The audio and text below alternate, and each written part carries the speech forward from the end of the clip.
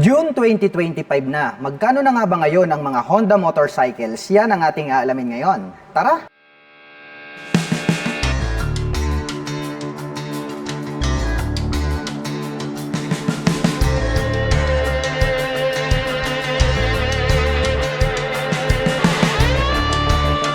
Honda PCX 160 2025 model. Ang astig po pala ng dating nito pong kanyang V-shape design na daytime running light at located naman po dito sa bandang itaas. Ito pong kanyang mga LED na turn signals. At pag atin namang tinitigan, ito pong kanyang bagong headlight para po siyang nanlilisik na mata ng eagle. Kaya talagang napakaastig ng kanyang dating. Naka-smart keyless system ang ignition. Included na po rito yung kanyang fuel at set button. Naka-single rotor disc brake with 2-pot caliper na Nissin brand with CBS. Habang naka-single rotor disc brake with single-pot caliper na Nissin brand dito sa likuran. Mayroon po itong side pocket, buksan natin. Malalim po ito at pwede po kayong maglagay rito ng mobile phones, coins at gloves. At mayroon na rin po siyang integrated na USB Type-C port. Naka-fast charging na po pala ito. Naka-black color ang kanyang front telescopic fork. Habang naka-dual shock absorber naman po dito sa likuran. Glossy black naman po ang kulay nito pong kanyang windshield. Naka-fully digital meter panel display at nagkaroon na po siya ngayon ng handlebar cover. Combination po ng gray at black ito pong kanyang cover at may nakalagay naman po rito na Honda badge. At pagdating naman po sa kanyang mga button selectors, meron po itong high beam and low beam, horn at ang kanyang turn signal selector. Habang dito naman po sa kabila, nandirito po yung kanyang auto stop start system, hazard button at ang kanyang electric starter. At ito po ay mayroong black color na cast wheel at ang sukat po ng kanyang gulong rito sa harapan ay mayroong sukat na 110 by 70-14. Habang mayroon naman pong sukat na 130 by 70-13 dito sa likuran. Maluwag din po ito pong kanyang footboard at mayroon po itong rubber cover on top. At mayroon po itong footrest extension. May side stand engine cut-off switch at alloy naman po ito pong ating foot pegs para po sa ating backrider. At may nakalagay naman po na PCX 3D emblem dito po sa kanyang side profile. Combination po ng black at matte brown ito pong kanyang CVT cover at may naka-intact naman po dyan na Honda. Ang lapad po nito pong kanyang upuan at malambot kaya comfortable din po siyang sakyan. Combination po pala ng gray at black ito pong kanyang seat cover. Buksan naman po natin ito pong kanyang underseat compartment. Ang lapad po at ang lawak, malalim din po ito pong kanyang seat storage. Ito pong kanyang integrated na grab bar is gray color din po siya. The same po ng kulay dito po sa kanyang mga pairings. Kaya po napaka-premium ng kanyang dating.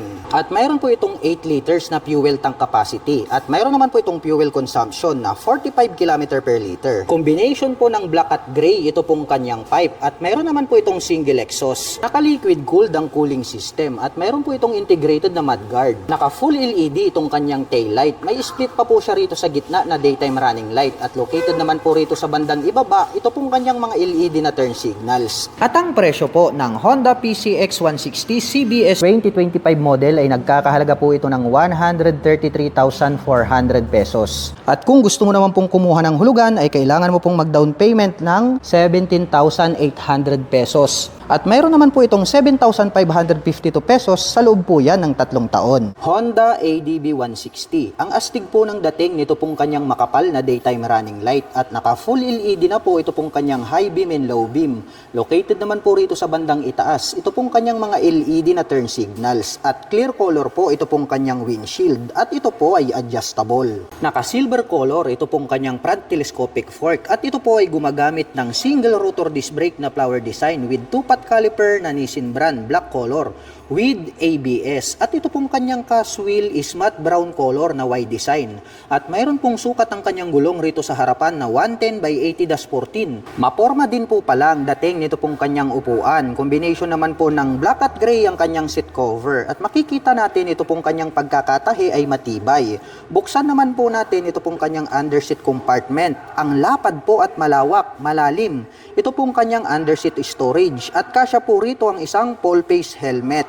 At bukod dyan ay marami pa po tayong mailalagay na mga personal na gamit. Itim naman po ang kulay nito pong kanyang integrated na grab bar. At mahaba po ito pong kanyang pillion board. At meron po itong footrest extension. At meron naman po itong rubber cover on top na anti-slip. Located naman po dito sa gitna, ito pong kanyang fuel tip. At ito po ay mayroong fuel tank capacity na 8.1 liters. At meron naman po itong fuel consumption na 45 km per liter. Naka-dual sub-tank shock absorber ang kanyang rear suspension at ito po ay Showa brand. Gold color naman po yung kanyang canister. Naka fully digital meter panel display at mayroon po itong button selector dito sa bandang gitna. Naka matte brown color, ito pong kanyang naked na handlebar. At ang kanya naman pong mga button selector, mayroon po itong high beam and low beam, horn at turn signal selector. Habang dito naman po sa kabila, nandito po yung kanyang auto stop start system, hazard button at ang kanyang electric starter. At ito po ay gumagamit ng smart keyless system para sa kanyang ignition. Included na po rito yung kanyang fuel at set button. Habang dito naman po sa kabila, mayroon po itong front pocket, buksan natin, malalim po ito at pwede po tayong maglagay rito ng mobile phones. At bukod dyan ay mayroon na rin po siyang integrated na USB Type-A port. At ito po ay gumagamit ng single rotor disc brake na flower design with Nissin na single pot caliper, black color. Matte brown naman po ito pong kanyang cast wheel at may sukat naman po ang kanyang gulong rito sa likuran na 130 by 70-13. At ito po ay naka dual purpose pattern tires. Naka X design naman po ito pong kanyang full LED na taillight at located naman po rito sa bandang ibaba. Ito pong kanyang mga naka-pop up na turn signals. At ang presyo po ng Honda ADB 160 ay nagkakahalaga po ito ng 166,900 pesos. At kung gusto mo naman pong kumuha ng hulugan ay kailangan mo pong mag-down payment ng 31,800 pesos. At mayroon naman po itong 7,450 pesos sa loob po yan ng 3 taon. Honda Click 160. Ang astig po talaga ng pagkakadesenyo nito pong kanyang full LED na headlights at mayroon po itong mahabang daytime running light. Located po dito sa bandang itaas, ito pong kanyang mga LED na turn signals. Naka-black color ang kanyang front telescopic fork at ito po ay gumagamit ng single rotor disc brake with single pot caliper na Tokiko ang brand with CBS. At ito pong kanyang cast wheel is matte brown color at may sukat po ang kanyang gulong rito sa harapan na 100 by 80-14. Malapad din po ito pong kanyang upuan. Itim naman po ang kulay nito pong kanyang seat cover. Buksan naman po natin para masilip natin ito pong kanyang underseat compartment. Kasya naman po rito ang isang half face helmet. At dito naman po located ito pong kanyang fuel tank. At ito po ay mayroong fuel tank capacity na 5.5 liters. At mayroon naman po itong fuel consumption na 45 km per liter. Itim po ang kulay nito pong kanyang integrated na grab bar. Naka fully digital meter panel display at dito po sa bandang itaas yung kanyang mga light indicators at meron naman po itong 2 button selector dito sa bandang ibaba.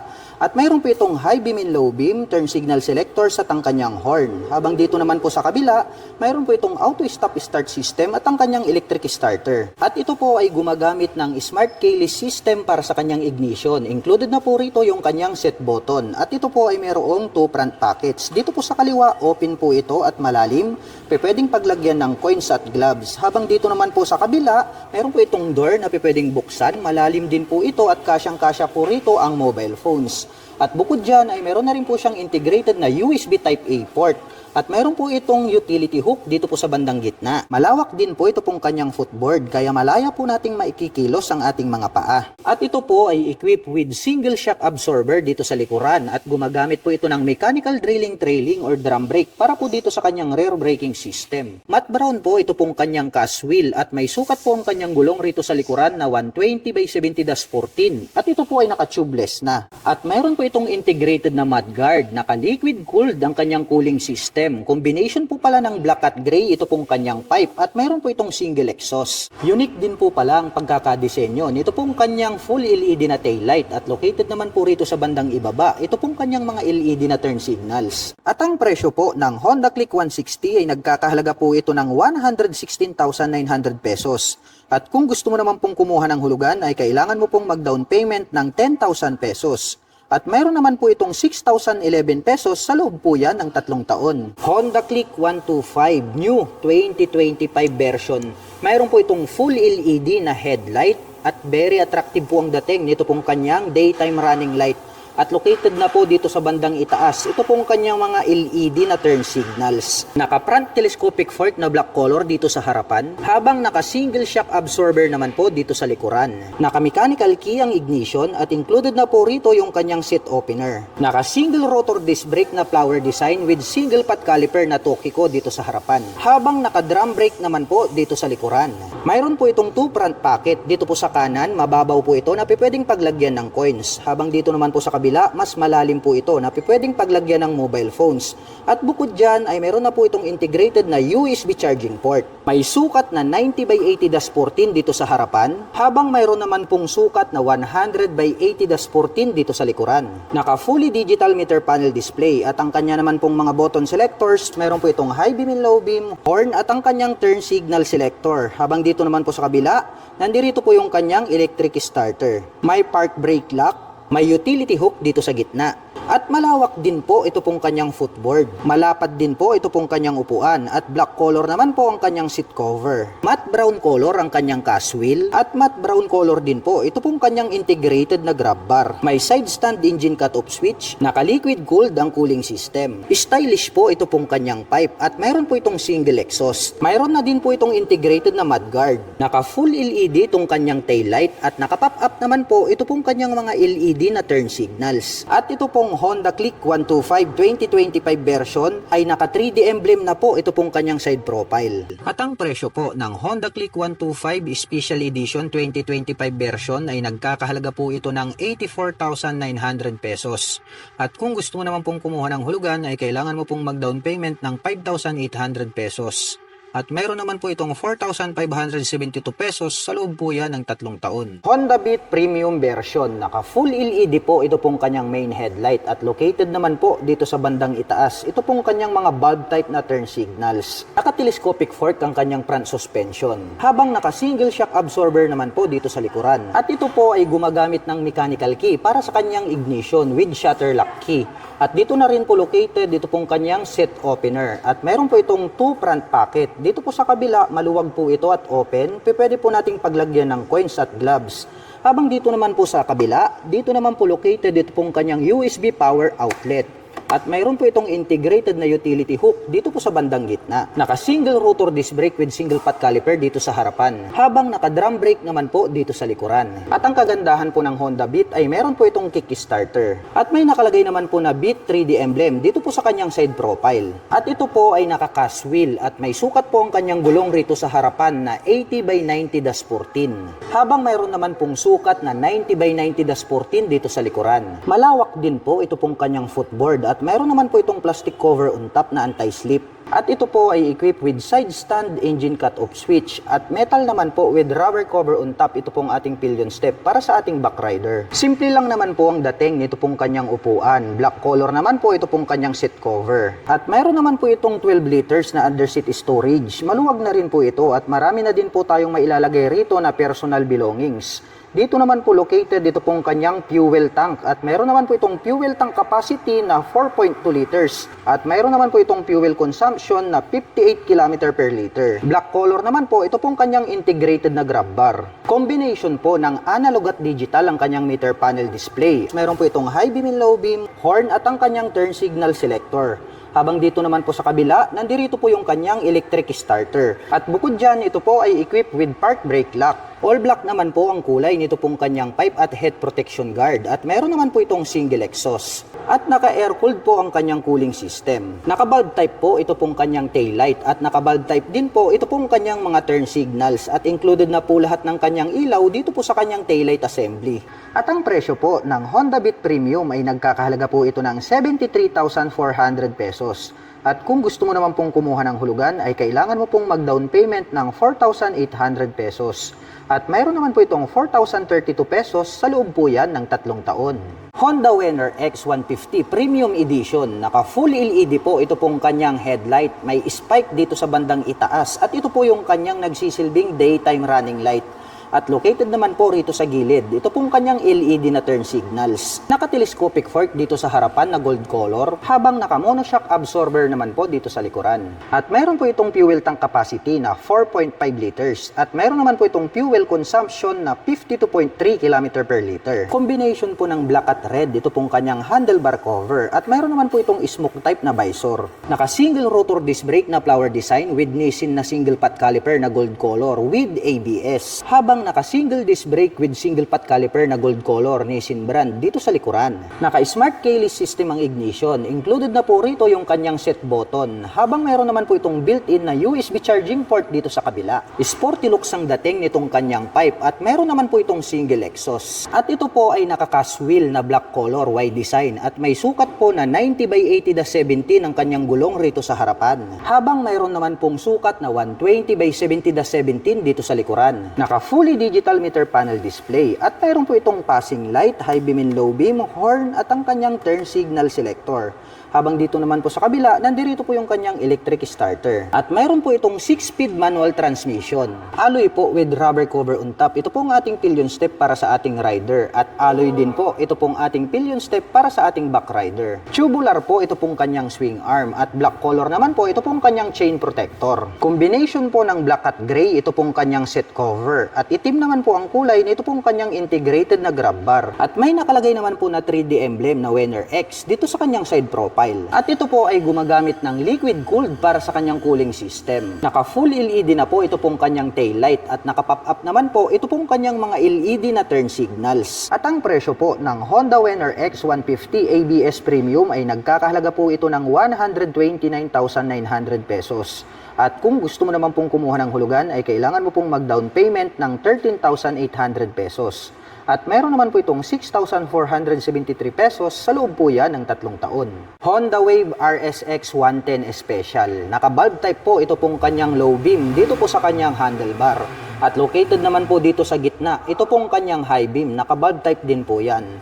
At included na rin po dito ito pong kanyang mga bulb type na turn signals. Naka-telescopic fork na gray color itong kanyang front suspension. Habang naka-dual shock absorber naman po dito sa likuran. Naka-analog po ito pong kanyang meter panel display at meron po itong high beam and low beam, horn at ang kanyang turn signal selectors. Habang dito naman po sa kabila, nandirito po yung kanyang electric starter. Naka-single rotor disc brake with single pot caliper na Nissin brand dito sa harapan. Habang naka-drum brake naman po dito sa likuran. Naka-mechanical key ang ignition with shutter lock key for safety purposes. Maluwag din po ito pong kanyang underseat compartment. Marami na din po tayong mailalagay rito na personal belongings. At located naman po rito ito pong kanyang fuel tank. At meron po itong fuel tank capacity na 4 liters. At mayroon naman po itong fuel consumption na 60 km per liter. At ito po ay naka-rem set. At ang sukat po ng kanyang gulong rito sa harapan ay mayroong sukat na 70/90/17. Habang mayroon naman pong sukat na 80/90/17 dito sa likuran. At ito po ay semi-automatic 4-speed manual transmission. Tubular po ito pong kanyang swing arm na black color. At mayroon po itong metal na chain protector. Metal po ito pong kanyang foot brake. At mayroon po itong kickstarter. Metal naman po with rubber cover on top. Ito pong ating mga foot pegs para sa ating rider at back rider. Palapad din po ito pong kanyang upuan at black color naman po ito pong kanyang seat cover. Itim din po ang kulay nito pong kanyang integrated na grab bar. All black naman po ito pong kanyang pipe at head protection guard at mayroon po itong single exhaust. At may nakalagay naman po na RSX decals dito po sa kanyang side profile. Naka-bulb type po ito pong kanyang tail light at naka-bulb type din po ito pong kanyang mga turn signals. At ang presyo po ng Honda Wave RSX 110 this version special ay nagkakahalaga po ito ng 64,900 pesos. At kung gusto mo naman pong kumuha ng hulugan ay kailangan mo pong mag-down payment ng 4,800 pesos. At mayroon po itong 3,595 pesos sa loob po yan ng 3 taon. Ito naman po yung kanilang napakabangis na Honda Airblade 160. Para sa akin, very unique yung pagkakadesign nitong kanyang main light. Mayroon po siya ritong attractive na daytime running light. May Honda badge dito po sa bandang gitna. At ito po pala ay equipped with single channel ABS para po dito sa kanyang front braking system. With single rotor disc brake along with single pot caliper na Nissin brand. Naka two-tone color combination po ito pong kanyang seat cover. Combination po ito ng black at brown. Naka fully digital meter panel display. Naka-smart keyless system ang kanyang ignition. Located naman po dito sa bandang gitna ito pong kanyang fuel tank. Naka-liquid cooled ang kanyang cooling system. At dito naman po sa kanyang side cover may nakalagay po rito na Airblade na 3D emblem. At very unique din po ng pagkakadesign nito pong kanyang tail light. At gumagamit naman po ito ng dual shock absorber para po dito sa kanyang rear suspension. At ang presyo po nito pong kanilang Honda Airblade 160 ay nagkakahalaga po ito ng 125,900 pesos. At kung balak mo naman pong kumuha ng hulugan, ay kailangan mo lang pong mag-down payment ng 9,800 pesos. Ito po ang pinakabagong Honda Giorno Plus 125 CBS. Ito pong kanyang headlight design is nahati po siya sa dalawa. Mayroon po siyang split na daytime running light dito sa gitna. At ito pong kanyang mga turn signals is diamond type. Bulb type po yung kanyang ginagamit. Equipped po ito ng single rotor disc brake. Ito po ay mayroong sukat na 100 by 90-12. Naka fully digital meter panel display. Mayroon po itong idling stop system. Ito po ay naka smart keyless system. Included na rin po rito yung kanyang fuel at set opener. Mayroon po itong integrated na utility hook dito sa gitna. At nandirito na po sa bandang harapan, ito pong kanyang fuel tank. Ito po yung kanyang front pocket. Meron na rin po siyang integrated na USB charging port. Ito pong kanyang handle grip is brown color po siya. Brown color naman po ito pong kanyang seat cover. At meron naman po ritong park brake lock. Meron po itong malawak na footboard. Naka-emboss po ito pong kanyang main tail light. Ito po pala ay naka-liquid cooled. At meron naman po itong single exhaust. Ito po ay equipped with single shock absorber. At ang kanyang preno dito sa likuran is drum brake po siya. Mayroong sukat na 100 by 90-12. At ang presyo po ng pinakabagong Honda Giorno Plus 125 ay nagkakahalaga po ito ng 101,900 pesos. At kung balak mo naman pong kumuha ng hulugan ay kailangan mo lang pong mag-down payment ng 9,800 pesos. Kung ang hanap mo naman ay comfortable riding, ito po yung highly recommended. Ito po yung kanilang Honda PCX 160 ABS version. Napakaastig po talaga ng pagkakadesign nitong kanyang headlight assembly dahil napakahaba po nitong kanyang mga ilaw. At glossy black naman po itong kanyang integrated na visor. At equipped na po pala ito ng HSTC, also known as Honda Selectable Torque Control. At equipped na rin po ito ng single channel ABS para po dito sa kanyang front braking system. At ito po ay gumagamit ng single rotor disc brake with 2-pot caliper na Nissin brand. At ito pong kanyang mag wheel is matte brown color. Mayroon din po itong footrest extension. Naka fully digital meter panel display, naka naked handlebar, at gumagamit naman po ito ng smart keyless system para po dito sa kanyang ignition. Located naman po rito sa bandang gitna, ito pong kanyang fuel tip. Kaya very accessible itong kanyang fuel tank. Napakalapad po talaga nitong kanyang upuan. Dito po sa kanyang side profile, may nakalagay po rito na PCX 160 na 3D emblem. Naka-liquid cooled ang cooling system. Naka-dual shock absorber para po dito sa kanyang rear suspension. Naka-single rotor disc brake with single pot caliper na Nissin brand dito po sa kanyang rear braking system. Napakalapad din po pala ng pagkakadesign nito pong kanyang taillight. At ang presyo po nito pong kanilang Honda PCX 160 na ABS version ay nagkakahalaga po ito ng 149,900 pesos. At kung balak mo naman pong kumuha ng hulugan ay kailangan mo lang pong mag-down payment dito ng 20,000 pesos. Ito naman po yung kanilang number 1 na scooter pagdating po sa 125 category. Ito po yung kanilang Honda Click 125 Special Edition 2024 version na po ito. Meron po tayo na itong combination ng blue-white, mayroon tayong gray-black, at mayroon din po tayong red-black. At ang kagandahan po nito pong kanilang Honda Click 125 ay napakaastig din po talaga ng pagkakadesign nitong kanyang daytime running light. At dito po sa bandang itaas located dito pong kanyang mga turn signals. Equipped naman po ito ng combi brake para po sa kanyang braking system. Naka single rotor disc brake na flower design with Tokico na single pot caliper. At mapapansin po natin ito pong kanilang special edition ay matte brown po ang color nitong kanyang mag wheel. Naka fully digital meter panel display, naka mechanical key ang kanyang ignition, at mayroon naman po itong 2 front pocket dito sa harapan. Itong bandang kanan ay mas mababaw, pwedeng paglagyan ng coins. Dito naman po sa kabila mayroon po ritong door at pwede nating buksan, mas malalim, at pwede po tayong maglagay dyan ng mobile phones. At makikita natin mayroon po siya ritong integrated na USB charging port. Mayroon din po itong malawak na footboard. Matte black color naman po ito pong kanyang seat cover. Malambot din at malapad itong kanyang upuan. Buksan naman po natin para masilip natin ito pong kanyang underseat compartment. Ito po pala ay mayroong 18 liters. At dito na rin po located ito pong kanyang fuel tank. At mapapansin po natin dito po sa kanilang special edition, ito pong kanyang integrated na grab bar is matte brown. Hanggang dito po sa kanyang mga mag wheels is matte brown lang din po siya. Naka-liquid cooled ang kanyang cooling system. Sporty looks design. Ito pong kanyang stock na single muffler. Unique din po ang dating nito pong kanyang taillight. At ito po ay equipped with single shock absorber para po rito sa kanyang rear suspension.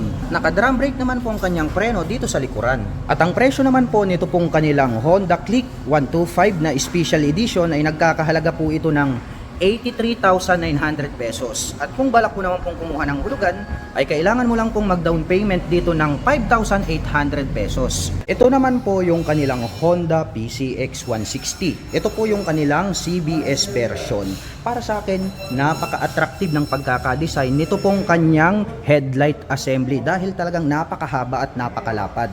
Mayroon naman po itong glossy black color na visor. Equipped naman po ito ng single channel ABS para po dito sa kanyang front braking system. Gumagamit ng traditional na telescopic fork, naka single rotor disc brake with 2-pot caliper na Nissin brand. Kapuli digital meter panel display, naka naked handlebar, at equipped naman po ito ng smart keyless system para po dito sa kanyang ignition. Located po dito sa bandang harapan, ito pong kanyang fuel tank. At ang kagandahan po nito ay meron po siyang footrest extension. Malapad din po itong kanyang upuan at ang ganda po ng pagkakatahi. Masasabi natin na talagang matibay. Naka-liquid cooled ang kanyang cooling system. Naka-dual shock absorber para po dito sa kanyang rear suspension. At stylish din po ang dating nito pong kanyang taillight. Mayroon naman po itong spacious na underseat compartment. At ang presyo po nito pong kanilang Honda PCX 160 na CBS version ay nagkakahalaga po ito ng 131,900 pesos. At kung balak mo naman pong kumuha ng hulugan ay kailangan mo lang pong mag-down payment dito ng 17,800 pesos. Ito naman po yung kanilang Honda Click 125 standard version. The same lang din po yung kanyang headlight design sa kanilang special edition, napakabangis at napakaastig. Ngunit ang pagkakaiba po nila, ito pong kanilang standard version, ito pong kanyang cast wheel is matte black color. Equipped naman po ito ng single rotor disc brake na flower design with single pot caliper na matte black. At equipped po ito ng combi brake para naman po rito sa kanyang front braking system. Naka-fully digital meter panel display at gumagamit naman po ng mechanical key para po dito sa kanyang ignition.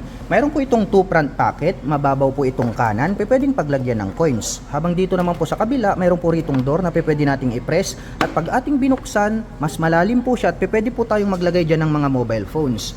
At mayroon na din po siyang integrated na USB charging port, pwede po tayong mag-recharge ng mobile phones and gadgets. Malawak din po itong kanyang footboard. Malapad din po itong kanyang upuan at malambot. Black color naman po itong kanyang seat cover. Buksan naman po natin, ito po palang kanyang underseat compartment ay mayroon po itong 18 liters. At dito na rin po located ito pong kanyang fuel tank. Matte black color naman po itong kanyang integrated na grab bar. Pagdating po sa kanilang special edition is manonotice natin na ito pong kanyang grab bar is matte brown color. Pero itong standard is matte black color po siya. Naka-liquid cooled ang cooling system. Ito po pala ay equipped with single shock absorber para naman po rito sa kanyang rear suspension. Naka-drum brake naman po ang kanyang preno dito sa likuran. At ang ganda rin po ng pagkakadesign nito pong kanyang tail light. At ang presyo po nito pong kanilang pinakabagong Honda Click 125 2024 version na standard version ay nagkakahalaga po ito ng 81,400 pesos. At kung balak mo naman pong kumuha ng hulugan ay kailangan mo lang pong mag-down payment dito ng 5,800 pesos. Ito po yung kanilang pinakabagong Honda RS125. Ito pong kanyang headlight is gumagamit po siya ng bulb type at naka-emboss naman po rito sa magkabila ito pong kanyang mga turn signals. Mayroon din po itong maliit na visor, may nakalagay po rito na Honda decal. At ito naman po ay gumagamit ng single rotor disc brake with single pot caliper na Nissin brand. At yung pong version na to, ito po ay naka-spokes rim set. Naka-analog ang kanyang meter panel display, naka-mechanical key ang kanyang ignition, at ito po ay naka-naked handlebar. At ang motor po na ito ay naka-semi-automatic. Malapad din po at mahaba ito pong kanyang stock na upuan. Naka-dual shock absorber ang kanyang rear suspension. Equipped po pala ito ng drum brake para po dito sa kanyang rear braking system. Simple lang po ang dating nito pong kanyang stop pipe. At mayroon po itong integrated na kick starter at electric starter. Pointed din po ang pagkakadesign nitong kanyang taillight. Included na rin po dito yung kanyang turn signals dito po sa kanyang taillight assembly. At ang presyo po nito pong kanilang pinakabagong Honda RS125 ay nagkakahalaga po ito ng 75,900 pesos. At kung balak mo naman pong kumuha ng hulugan ay kailangan mo lang pong mag-down payment dito ng 5,800 pesos. Kung ang hinahanap nyo naman po ay Pantra motorcycle, meron po tayo ritong Honda Supremo 150. Meron po tayong available 2 colors. Meron po tayong red color and then ito pong black color. Ito pong Honda Supremo 150 ay maganda po ito, panghanap buhay. At ang kagandahan po nito, pwede nyo rin po siyang gamiting pang daily service. Kaya all-in-one po ito pong mga Pantra motorcycles. Dahil nga kaya sila tinawag na Pantra dahil pwede po silang pantrabaho, pan-tricycle. Ito pong kanyang main headlight ay gumagamit po ito ng bulb type para po dito sa kanyang high beam and low beam. At dito naman po located ito pong kanyang mga napakalaking mga turn signals. Kaya more visible po yan kapag kayo po ay liliko sa kanan at kaliwa.